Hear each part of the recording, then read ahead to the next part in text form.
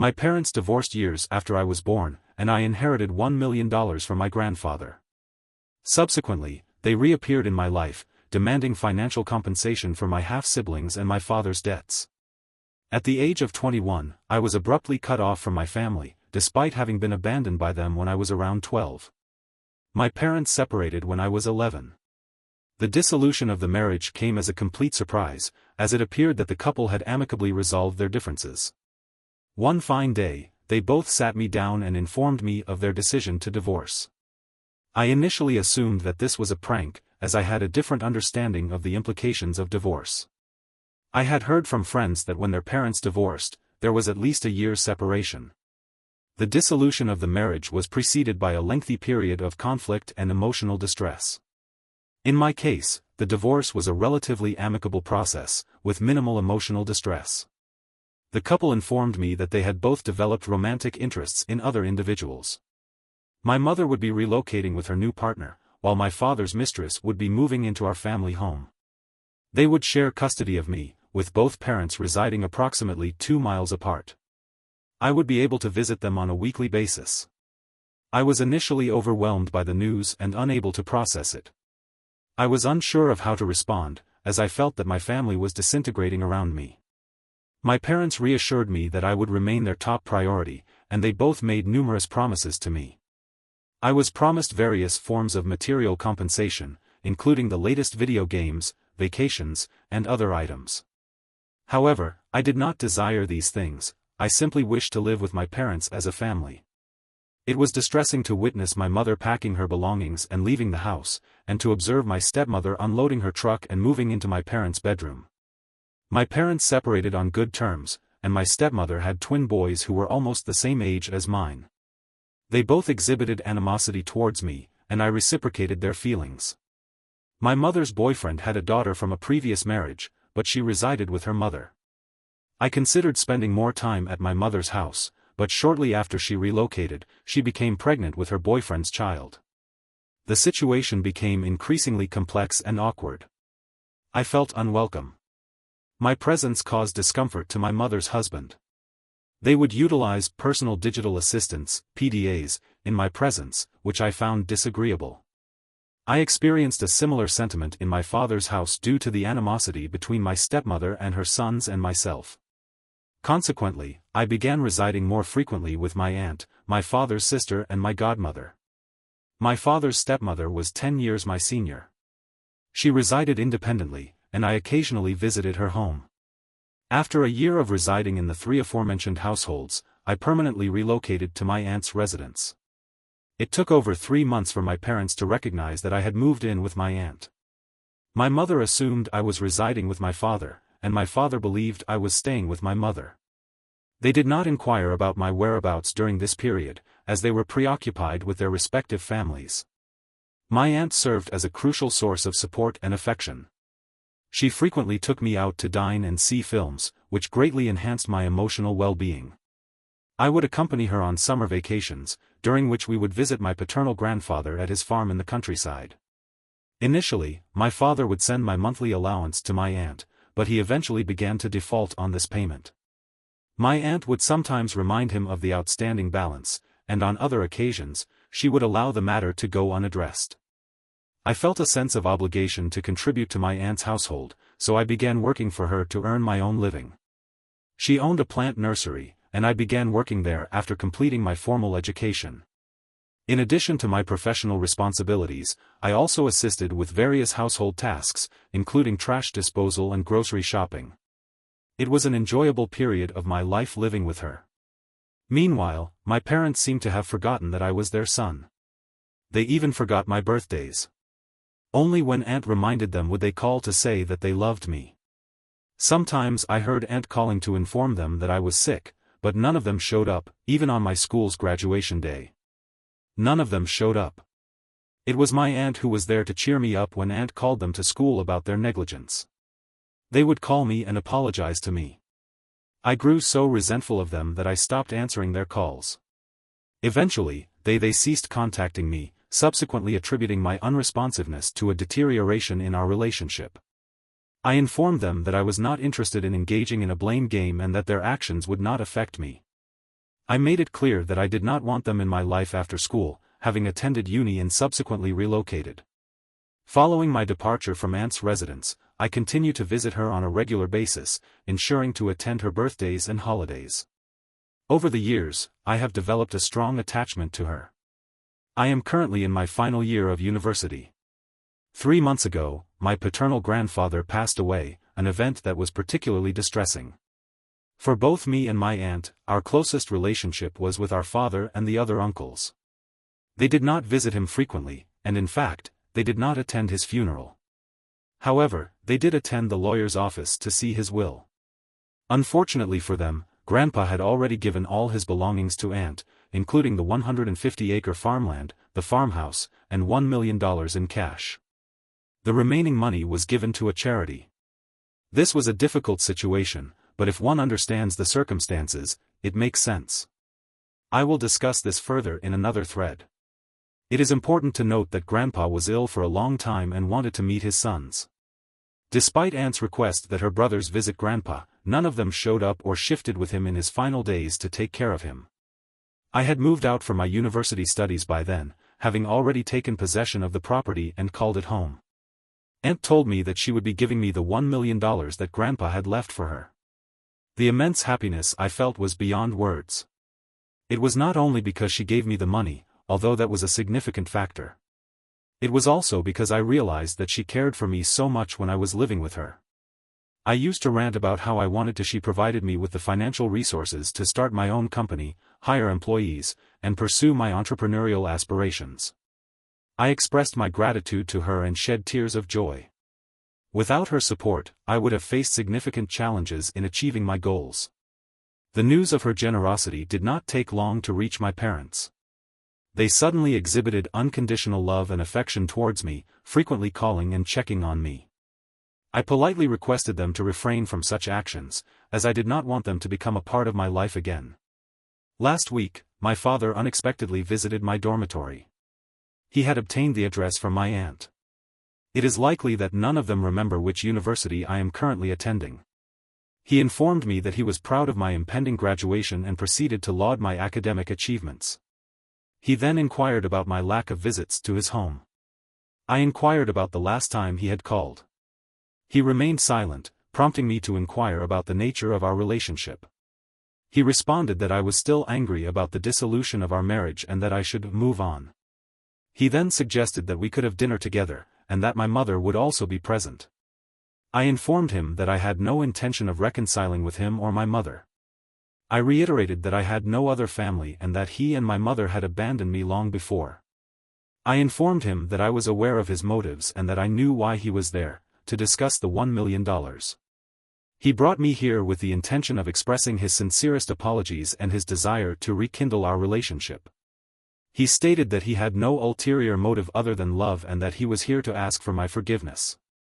He informed me that he had heard about my imminent graduation and wanted to ensure that I extended an invitation to them. He made a point of emphasizing that he had not been present at my previous graduation ceremony, which had been held at school. I declined to engage in further conversation with him, and I excused myself from the conversation midway through. I received a voicemail from my mother shortly thereafter, in which she informed me that she had been expecting an invitation to my graduation ceremony. She explained that my parents were unable to attend due to their own circumstances, and that they had always dreamed of seeing me graduate. She was therefore very excited that I was able to cut through the situation. The issue is that I do not wish for either of them to be present at my graduation ceremony. I informed my aunt of this and she advised me that it was my decision, but she suggested that I reconcile with my parents. I am unsure of the best course of action and am seeking advice. I am uncertain as to whether they are reconciling for financial gain or if they are genuinely pleased for me to have obtained a university degree. I will provide an update as soon as possible. I apologize for the delay in my last communication. I have been preoccupied with various commitments, but I am pleased to share that I have graduated from university and have secured employment as well.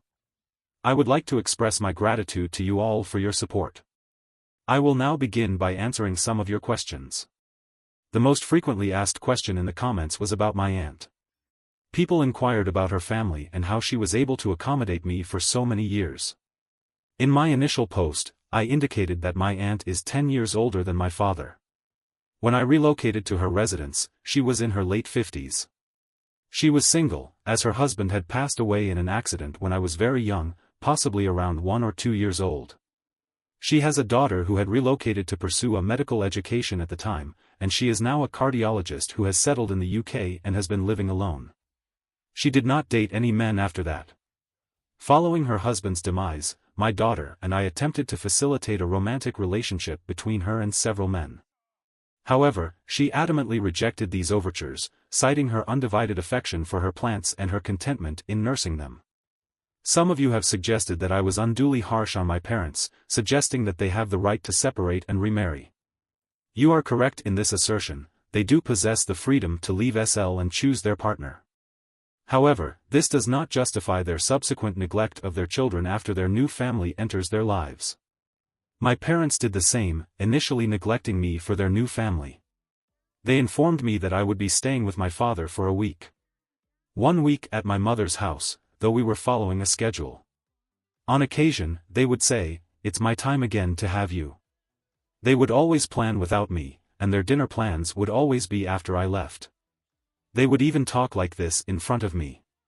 For example, they would say, "Oh, this way is here. Let's go out next week." I wonder how I would feel if my parents behaved like this. I think I have already mentioned my mother. She moved in with her boyfriend a few months after they started living together. She got pregnant, and they indulged in PDAs in front of me, which was unbearable. They once took me on a 2-day trip with them. A day trip with them resulted in my being confined to the room for the entirety of the 2-day period. During this time, they engaged in sunbathing activities outside. When they were in the room, they would request that I sit on the balcony. Despite being a child, I was aware of the underlying circumstances. I was 11 years old at the time.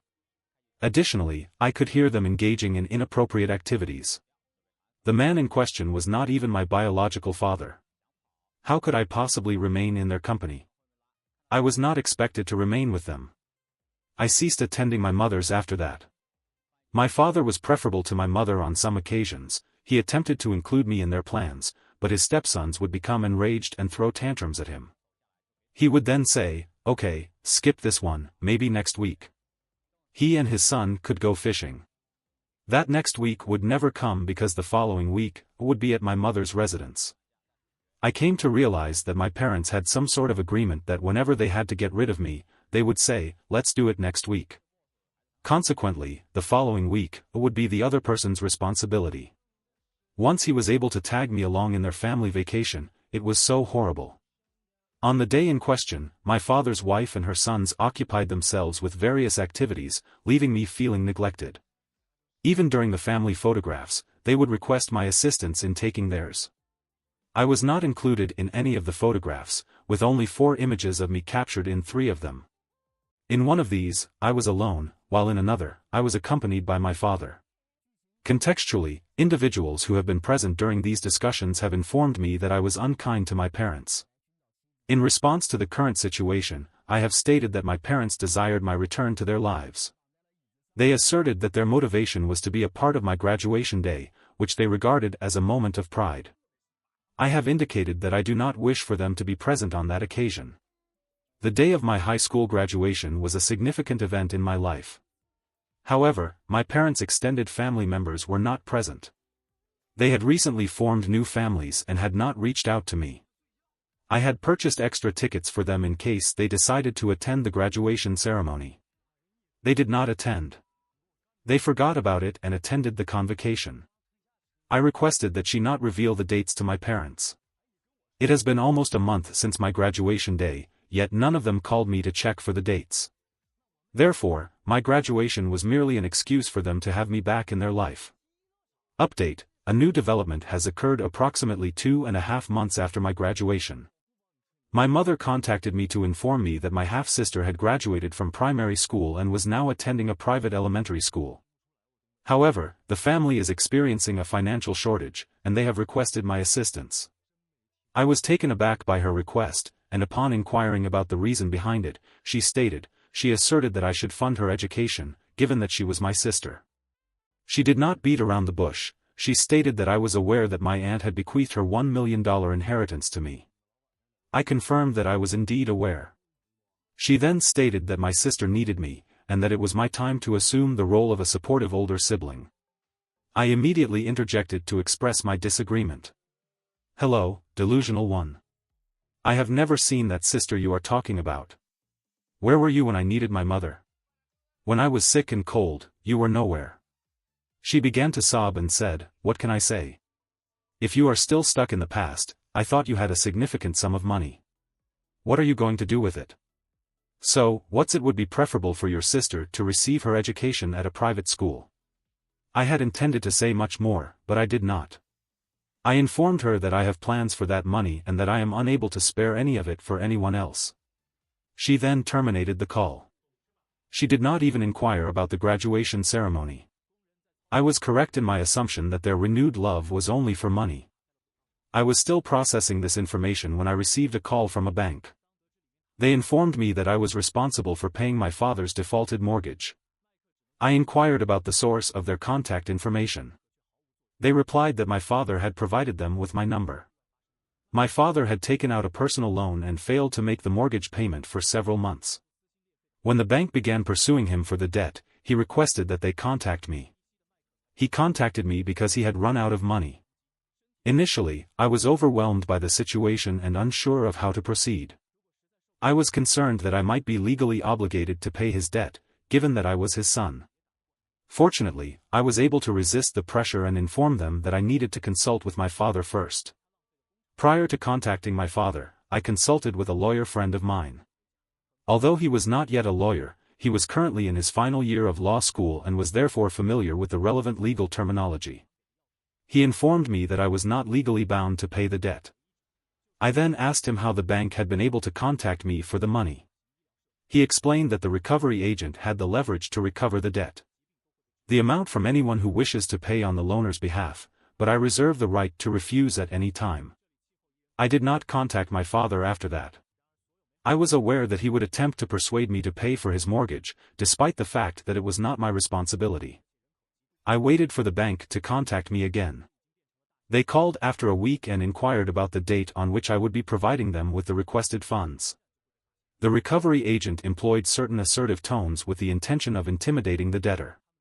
Initially, the debtor was intimidated by these tones, but on this occasion, the debtor responded by challenging the recovery agent's authority.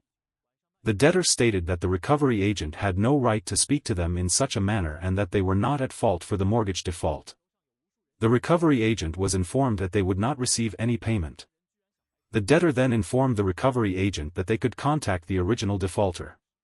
The individual who defaulted on the mortgage was not me. They expressed remorse and terminated the call. I did not feel the need to educate them further. I deliberately allowed them to express their anger towards the original defaulter, my father. My father's wife called me a few hours later. She apologized for not being able to address me as mom or stepmom. She was upset and asked questions. What did I tell the recovery officers that they became so enraged that they seized my father by the collar and demanded that he pay the mortgage, or else they would break his bones? I remained silent and informed them that I had merely informed them to pursue the original defaulter and not me. My mother then began to scream at me, asking me if I had no compassion for my father, who was, despite the fact that the individual in question was struggling to pay the mortgage, and despite the fact that he was looking elsewhere for assistance, I was informed that I was not to concern myself with his plight. I was informed that I lacked the requisite compassion for him because he had not demonstrated the same level of concern for me. Instead, he had demonstrated a greater degree of concern for me and my sons. Consequently, I was informed that I should encourage him to accept the assistance of others. I was informed that he would have accepted the money for the benefit of the aforementioned individuals. I was informed that she had terminated the call after this exchange. On that same night, my father called me. He was intoxicated, not angry, and he was crying. He said he was sorry for his mistakes and that he had not treated me right in front of his stepsons. He said several other things, which basically implied that he was sorry and that he had realized his mistakes and wanted to make things right. I said that I declined to discuss my past and explicitly stated that I did not wish to have them back in my life. He expressed remorse and pleaded for my forgiveness. I apologized, but I informed him that remorse was no longer a factor in my decision-making. I had learned to live without them, and I wanted to maintain that independence. I was unsure if I had made the right decision. Denying him the money was a regrettable decision. I do feel bad that he was chased by the bank officials. I even think that if all this is staged, it is being done just to emotionally blackmail me for money. If he had asked me directly, I would have refused it outrightly, just as I did to my mother. What do you guys think? Update 3, thanks for the valuable comment. As you correctly predicted, it would not have caused me any significant distress to cover for his couple of months of mortgage payments. However, I had already reached the same conclusion. After reading the previous update, I experienced a profound sense of remorse, to the extent that I was on the verge of contacting my father to inquire about his financial needs. A letter from my mother invited me to dinner. It read, "We regret we cannot attend your graduation ceremony, so I want to do this for you. Just the three of us, me, your father, and you. Like old times." I was not enthusiastic about reminiscing about the past. However, I accepted the invitation, hoping to put an end to the matter. I showed up. The same sentiments were expressed as previously, including apologies, remorse, forgiveness, and the desire to reunite as a family. I merely acquiesced, nodding and smiling. I was curious to observe the subsequent developments. Mom inquired about my financial plans, prompting me to look at her. She replied in the negative, stating that her father and I could provide her with sound investment advice. I noted that she was relatively young to be making such a significant decision independently. I then inquired as to whether she was seeking assistance, to which she replied affirmatively. I assured her that I was available to provide guidance and assistance. After a brief period of silence, she resumed the conversation, stating that her father had encountered financial difficulties. He defaulted on the mortgage. I replied that I was aware of this, but why did you take out a personal loan for business purposes? He lowered his head and said that he had taken out the loan for his son's college education. Before I could react, my mother interjected, stating that the purpose of the loan was irrelevant. She then asserted that the issue at hand was that my father was in financial trouble and that we had to help him. I was perplexed by this. It would be advisable to clear off his mortgage and his stepson would repay you once they obtain employment. The remaining funds could then be given to me. You will recall that I previously stated that your half-sister requires to be placed in a private school. She will repay you once she is older and earns an income. I replied that perhaps we should silently consume our dinner. She then lost her composure at my sarcastic reply, yelling that I was still the same attention-seeking Brad who only cared about himself. I replied that, yes, that was indeed what I was. I could have lectured them about their behavior, but who wants to waste time on them? After all, they know I have an education loan to pay off, but still.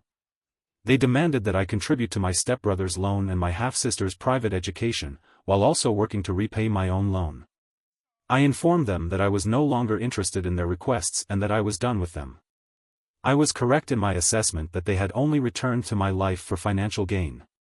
I informed them that I would not be providing them with any financial assistance and that they should accept that. I then left the table, leaving my share of the bill unpaid. The dinner bill is now on the table. The second story concerns a wife who was blindsided by a divorce after 10 years of marriage. She has since expressed a desire to reconcile, but the narrator has already moved on with someone new. The narrator's wife is 35 and the narrator is 38. They were married for 10 years and have 2 elementary school-age children. The first 7 years of the marriage were it is my contention that my wife has been an incredible spouse and mother. The last 3 years have been particularly challenging. We engaged in numerous counseling sessions with the aim of restoring the marriage to a state of stability. However, despite our best efforts, we were unable to achieve this goal. I planned numerous dates, read and listened to a wide range of literature on the subject. Despite the assistance of a marriage counselor, the marriage remained unresolved. There was a persistent gap between the couple, which I was unable to bridge, despite my best efforts. In the latter half of last year, my wife initiated a divorce, which I deeply loved and was devastated by. I attempted to dissuade her from this decision, but she was undecided. Ultimately, she decided to proceed with the divorce. I was never provided with a satisfactory explanation for her filing. I recognize that I am not a perfect husband. I acknowledge that I had shortcomings. However, I never engaged in infidelity, was never abusive, and was a reliable provider. During the last few years, I was fully committed to salvaging the marriage. Nevertheless, approximately 1 month after she initiated the divorce proceedings, she was already seeing another man. A month later, she had introduced our children to him. Later, during the discovery phase of the divorce process, she confessed to having multiple extramarital relationships, which began approximately 7 years prior. One of the affairs lasted at least a year, though she claimed it amounted to only a handful of actual encounters. I had no clue she was even capable of this. The amount of lying she did to keep all this hidden is truly incredible. The day I found out was the worst day of my life, but at least I finally understood why we had such difficulty connecting. Those last few years, it wasn't for lack of trying on my part. Fast forward 6 months and nearly $100, after spending $100,000 on legal fees, she decides to attempt reconciliation. Interestingly, she is still in a relationship with the same individual, but she assures me that she will end it to focus on resolving issues with me.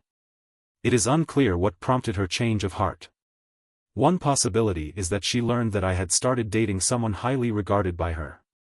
Another is that she realized the significant impact that her financial situation would undergo. With my high income no longer a factor in the equation, she claims that it was because she observed how I was a devoted father to our children. I sat down with her and listened to her concerns. I felt that this was the least I could do after a decade of marriage. She took responsibility for her mistakes and offered a heartfelt apology, although she was sure to partially blame my behaviors for her actions. It is evident that there are 2 sides to every story. While I acknowledge this, I reject the notion that I am responsible for her infidelity. Nevertheless, I do believe that she is genuinely remorseful. Ultimately, I informed her that I was unwilling to reconsider my decision to divorce her. This was finalized a few weeks ago. In contrast, she has been relentless in her attempts to persuade me to reconsider. Despite the frequency of her text messages, I have found it difficult to witness the profound regret and distress that my former partner is experiencing. I have remained firm in my decision, despite the significant emotional distress that I believe I would experience if I were to trust her again. Furthermore, I have developed a strong relationship with a new partner who is kind, supportive, and understanding. The receipt of legal documents while composing this text serves to highlight the irrationality of the situation for me. It is difficult to comprehend how anyone could attempt to salvage a marriage in such circumstances. It is similarly challenging to fathom the courage of anyone who would even consider attempting to repair it. While I no longer love her, I did love her for a considerable period of time and the children and the co-parenting arrangements. It is unlikely that I will ever fully escape from her influence. This is a challenging situation, and I am uncertain as to the reasons behind it. The purpose of this post is to solicit validation regarding the appropriateness of my decision. I am seeking advice and comments from individuals who have experienced a similar situation. In this scenario, the woman in question has indicated her intention to terminate the relationship, but only after the man has agreed to her terms. This raises the question of whether she is deliberately prolonging the process to gain leverage. I have considered informing the other man about her negative opinion of him, but I am hesitant to do so because it might encourage her to double down on her efforts to reconcile with me. Furthermore, the age difference between the two is considerable, which provides a certain degree of satisfaction in the knowledge that the situation must be rather distasteful. This may be perceived as petty, but it is nevertheless a source of personal satisfaction. The other party is selfish and delusional. It is commendable that you attempted to resolve the situation amicably, made the best decision you could have made, and managed to maintain civility despite the circumstances. It is possible for an individual to emerge from challenging circumstances with a sense of resilience and well-being. It is therefore understandable to question the value of revisiting past difficulties. It is evident that the individual in question has demonstrated the capacity to engage in such behavior previously, and there is a likelihood that she may do so again. It is therefore important to recognize that her actions are driven by her own self-interest, rather than by a genuine desire to reconcile. It may therefore be beneficial to disengage from the situation, rather than dwelling on past experiences.